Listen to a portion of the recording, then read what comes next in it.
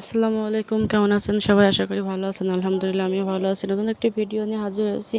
আজকে আপনাদেরকে করে দেখাবো দেশি মুরগি দিয়ে পটলের দোরমা নারকেলের দুধ দিয়ে দারুণ একটা রেসিপি। যেহেতু অনেক বড় রেসিপি, আমি অনেক শর্টকাটে আপনাদেরকে দেখিয়ে দিচ্ছি। পটলগুলো কিন্তু আমি লবণ হলুদ মাখিয়ে ভালো করে ভাজি করে নিয়েছি। নেওয়ার পরে এখানে তেল দিয়ে পেঁয়াজগুলো ভাজি করছি। এখানে আমি এখন দিয়ে দিচ্ছি আদা এবং রসুন বাটা। দেওয়ার পরে এটা ভালো করে ভাজা ভাজা হয়ে আসলে এর ভিতরে আমি দিয়ে দেব লবণ, শুকনো মরিচের গুঁড়া, জিরা গুঁড়া এবং গরম মশলা। এটা দিয়ে মশলাটা ভালো করে কষিয়ে এর ভিতরে আমি এবার দিব নারকেলের দুধ। তো আজকে কিন্তু অনেকেই শুনে হাসাহাসি করতে পারেন যে দেশি মুরগি আবার নারকেলের দুধ। তো মশলাটা কষিয়ে আমি দেশি মুরগিটা এখন দিয়ে দিচ্ছি। তো মুরগিটা ভালো করে কষিয়ে নিয়ে আমি এর ভিতরে এটা কিন্তু আমি অনেকক্ষণ ধরে কষাই নেব, যেহেতু পটল আমার ভাজি করা আছে, ওটা বয়েল হতে বেশি সময় লাগবে না। সেজন্য আগে আমি দেশি মুরগিটা ভালো করে মশলার সঙ্গে ভালো করে কষিয়ে নিব।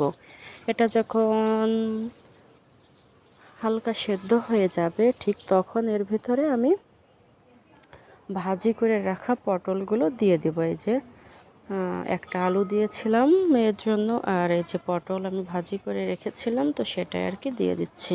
তো দেওয়ার পরে এটা আমি ভালো করে কষিয়ে নিব। এটা কষাতে কষাতে মনে করেন যে যখন মাংস যেমন আর কি কষায়, তেমনই কষাতে কষাতে যখন একটা ভালো তেল তেল একটা ভাব চলে আসবে, তখনই বুঝতে হবে এটা কষানো পারফেক্ট হয়েছে। তো এর ভিতরে আমি এখন হলুদের গুঁড়া দিয়ে দিব। তো দিয়ে আমি আর একটু নাড়াচাড়া করে আমি আরও বেশ খানিকটা সময় কষিয়ে নেব। তো যেহেতু আজকে পটল এবং মুরগি দুইটা একসঙ্গে, তো মশলাটা কিন্তু একটু বেশি লাগবে।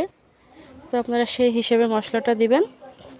আর আমার ভিডিও যদি আপনার ভালো লাগে তাহলে অবশ্যই আমার চ্যানেলটা সাবস্ক্রাইব করবেন, লাইক কমেন্ট শেয়ার করে আমার পাশে থাকবেন। আর যারা আমার পাশে আছেন, যারা আমার ভিডিও দেখেন, লাইক কমেন্ট করেন, তাদেরকে অসংখ্য ধন্যবাদ।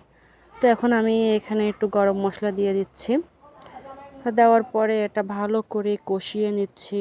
যখন দেখতেছি আমার চারিপাশ থেকে আর কি তেলটা ছেড়ে দিয়েছে, তখন এর ভিতরে আমি নারকেলের দুধ দিয়ে দিব। আর আজকে কিন্তু আমি কোনো সাদা পানি ব্যবহার করব না, পুরোটাই নারকেলের দুধ দিয়েই আর কি রান্নাটা করব। এই যে আমি এখন এর ভিতরে নারকেলের দুধ দিয়ে দিচ্ছি।